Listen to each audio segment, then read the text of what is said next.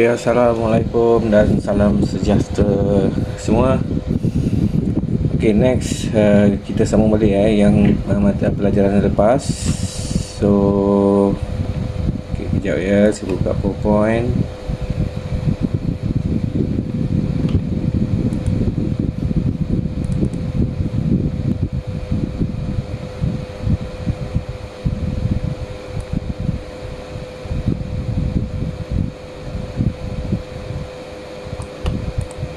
Okay, last semalam kita belajar komponen yang terakhir itu rantai ataupun chain.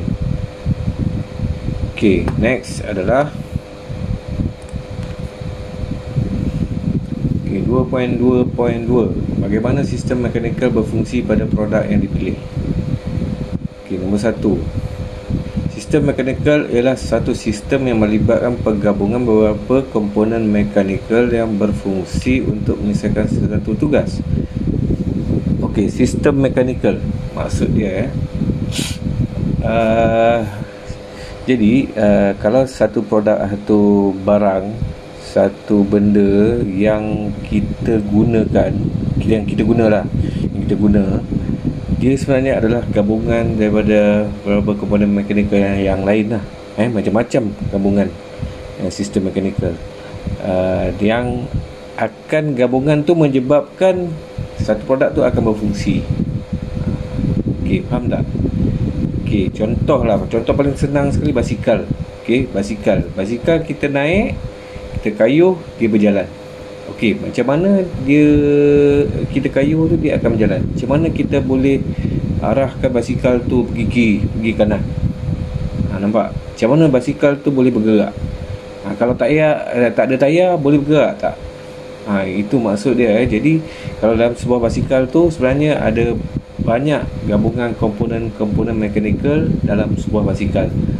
Gabungan tu yang menyebabkan basikal ni boleh bergerak, boleh gunakan dengan baik, boleh gunakan dengan sempurna. Kita boleh kayuh, kita boleh belok kiri, kita boleh belok kanan. Okey, itu adalah contoh dia. Jadi sistem mekanikal ni korang kena faham lah apa maksud dia. Istilah dia tu, satu sistem yang melibatkan gabungan macam-macam komponen mekanikal yang menyebabkan dia menjalankan satu tugas pada satu produk ataupun barangan tu lah.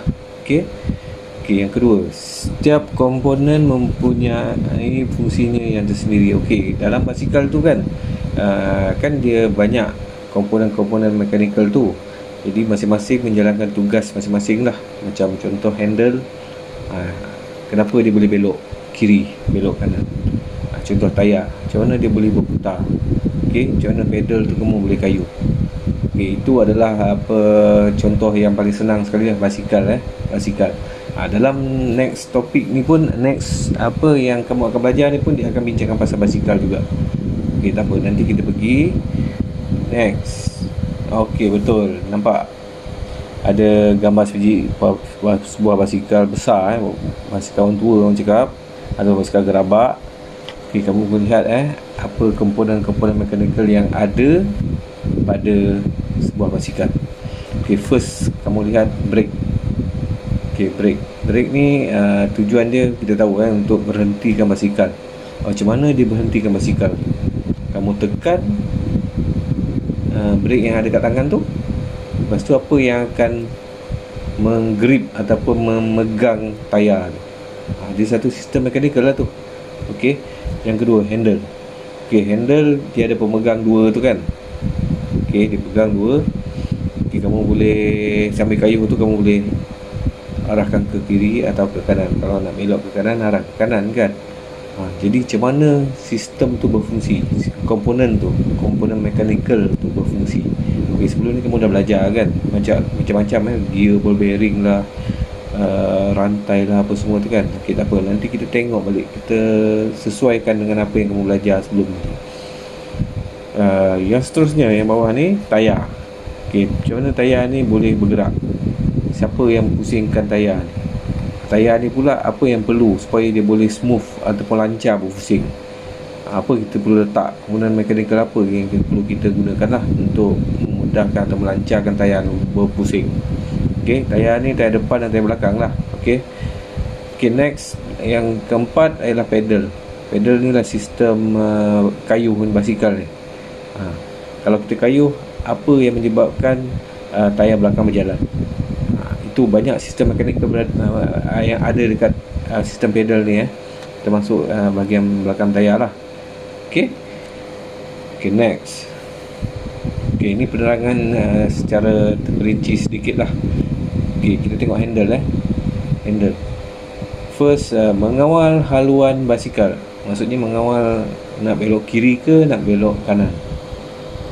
Yang kedua, dapat digerakkan dengan bebas kerana menggunakan galas berbola. Oleh itu, handle ni sebenarnya dia boleh kita halakan ke kiri ataupun ke kanan.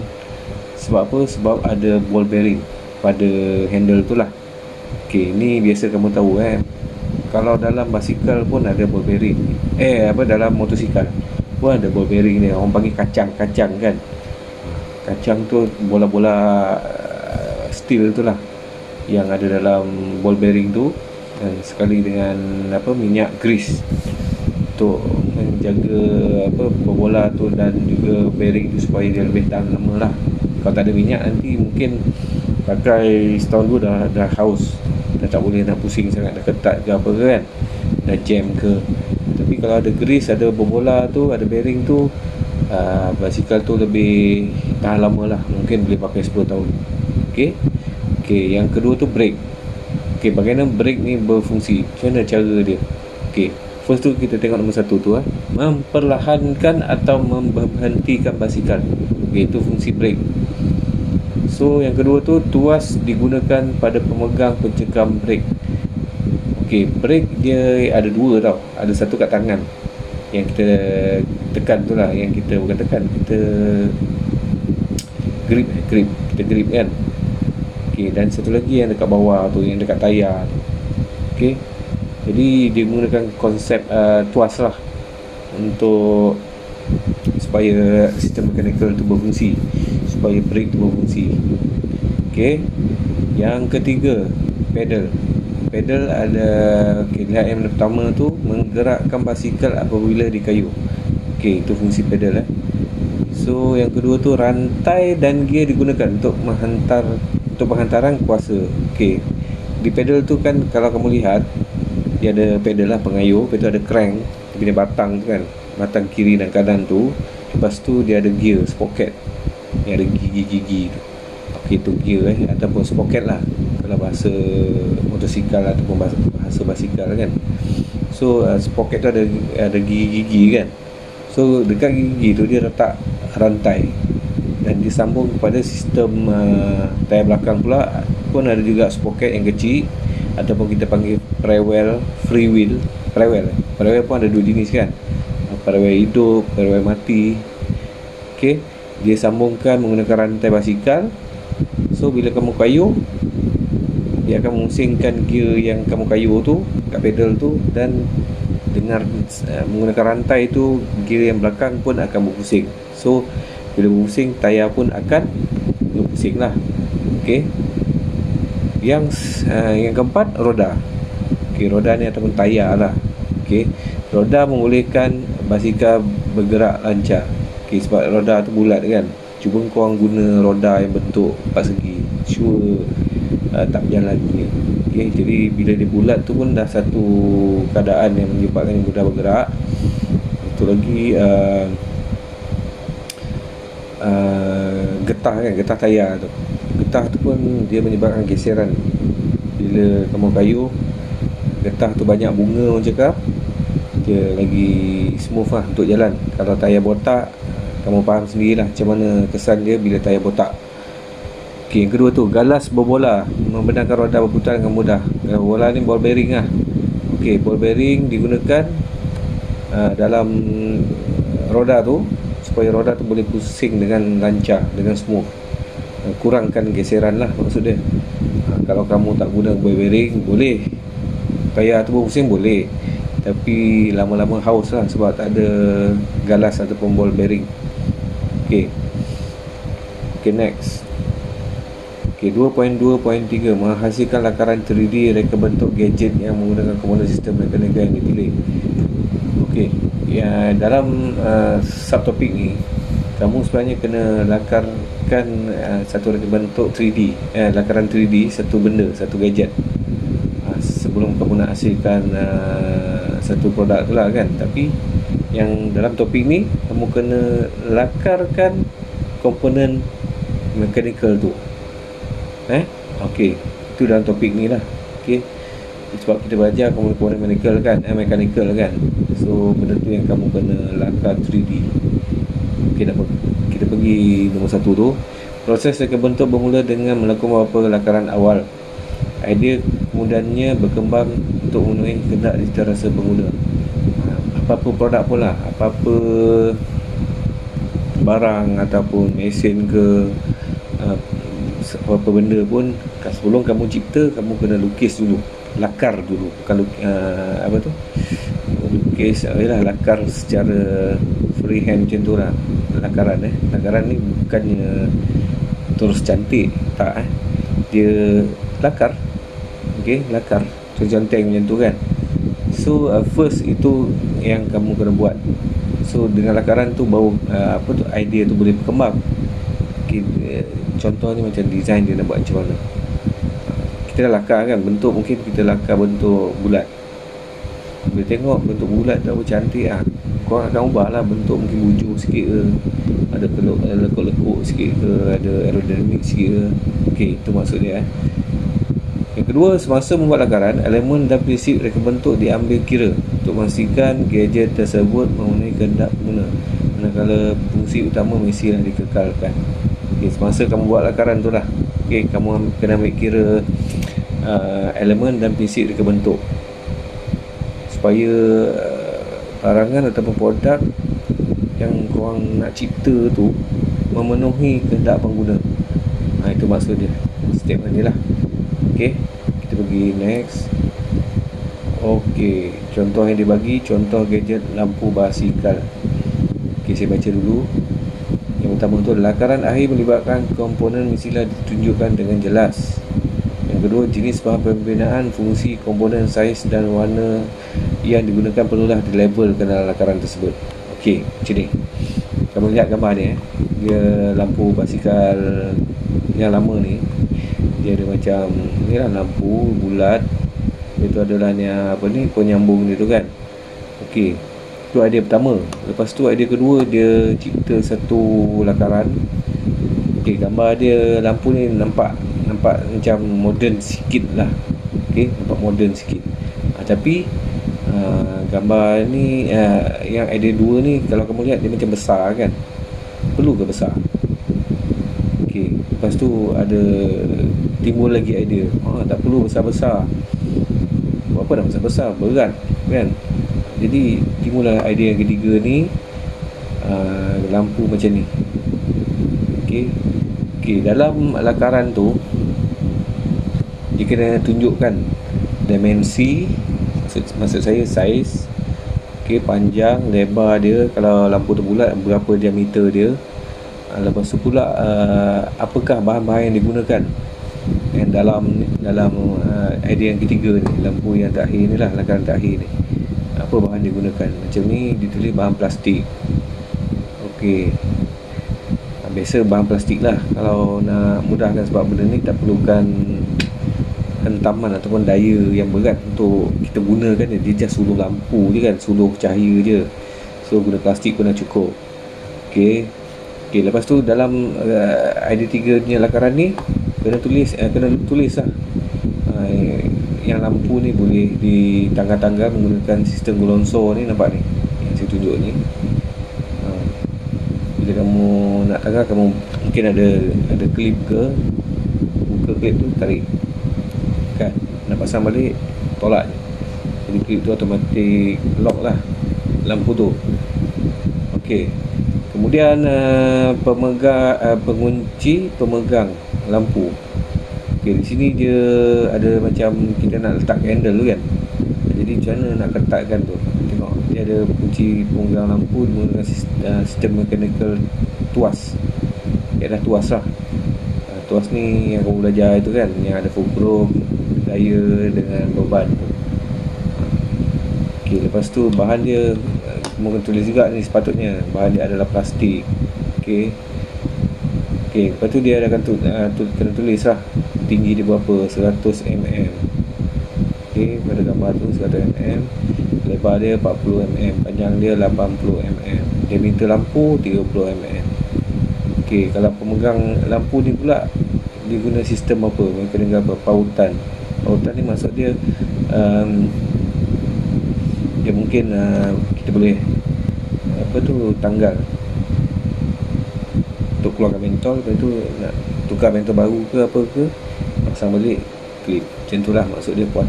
Ok, next 2.24 analisis kesesuaian komponen yang digunakan untuk mengenal gadget. Ok, yang pertama, analisis dilakukan untuk mengenal pasti komponen yang digunakan. Yang kedua, kriteria yang sedang digunakan. Ok, jadi nak buat gadget tu, contoh lampu tadi, ok, kamu kena analisis dulu.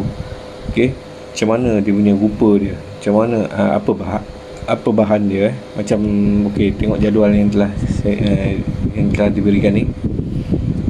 Ok, kriteria analisis penerangan ok, reka bentuk komponen. Reka bentuk komponen tu mestilah menepati cita rasa pelanggan. Yang kedua, mempunyai nilai keboleh pasaran yang tinggi. Ok, menepati cita rasa pelanggan ni maksudnya lampu tu bila pengguna tengok, orang luar tengok, dia berminat untuk beli. Itu maksud dia. Sebab kita pun tahu kan, lampu ni kadang-kadang kita tengok juga design dia macam mana kan. Kalau bentuk dia biasa saja 4 segi, itu color pun tak banyak, macam barang macam tak berkualiti dia. Jadi benda tu kita tak suka kan. Jadi mereka bentuk design lampu tu mestilah canggih sikit maksudnya special kan, bila tengok wow, macam tu. Itu kita panggil menepati cita rasa pelanggan. Jadi barang tu boleh laku keras untuk dijual kan. Yang kedua tu nilai keboleh pasaran yang tinggi. Itu yang saya cakap tadi, bila pelanggan ataupun pengguna tengok, wah, lampu ni cantik, sure benda tu boleh meletop lah, boleh jual lah, laku keras orang cakap. Okey, yang kedua, jenis bahan binaan. Okey, haruslah bersesuaian dan berfungsi dengan baik. Okey, jenis binaan ni erti kata lain, material ataupun bahan yang digunakan untuk buat lampu tu. Kalau korang buat pada besi, okey tak? Apa masalah dia kalau lama-lama letak basikal guna besi, apa yang jadi? Karat lah kan. So tak sesuai. Kalau guna aluminium pula, sesuai ke guna aluminium? Mungkin sesuai, sebab dia aluminium ni keras kan. Mungkin basikal tu jatuh nanti terhentak ataupun terimpap dengan bodi basikal ke tanah ke. Kalau guna aluminium, insya-Allah lah tak pecah. Okey, jadi jenis binaan tu maksudnya bahan yang digunakan haruslah berkualiti. Okey, berkualiti dan juga tak mahal sangat. Okey, kalau murah sangat pun barang tak berkualiti, betul tak? Okey, dan satu lagi, jenis binaan tu berfungsi dengan baik, maksudnya barang tu berfungsi dengan baik lah. Okey, yang seterusnya, kriteria analisis adalah kedudukan pemasangan komponen. Okey, penerangan ni mempengaruhi jenis pautan yang digunakan. Okey, kedudukan lampu tadi, kat mana rasanya korang rasa sesuai lah untuk letak lampu tu?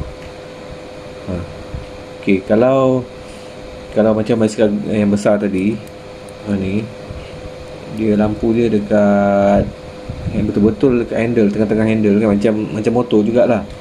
Okey, kalau korang fikir kalau letak dekat bawah boleh tak? Dekat tepi ni ke, dekat speed udang ni kan, fork ni dekat tepi ni, boleh tak? Sesuai tak?